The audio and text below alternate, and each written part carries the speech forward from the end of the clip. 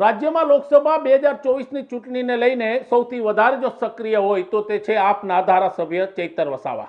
ચૈતર વસાવાનું નામ ભરૂચ બેઠક ઉપર જાહેર થતાની સાથે જ તેઓ લોકોની વચ્ચે જઈ રહ્યા છે અને આજથી ચૈતર વસાવાએ 7 વિધાનસભા બેઠકો ઉપર સ્વાભિમાન યાત્રાની શરૂઆત કરી. ચૈતર વસાવાનું કહેવું છે કે આ સ્વાભિમાન યાત્રા દરમિયાન તે લોકોની વચ્ચે જશે, લોકોના પ્રશ્ન, લોકોની સમસ્યાને સાંભળશે, તે લોકોને ઘરે ઘરે જઈને જનસંપર્ક કરશે. ભરૂચ, નર્મદા સહિતની આસપાસના વિસ્તારોમાં ચૈતર વસાવાનો એક દબદબો છે.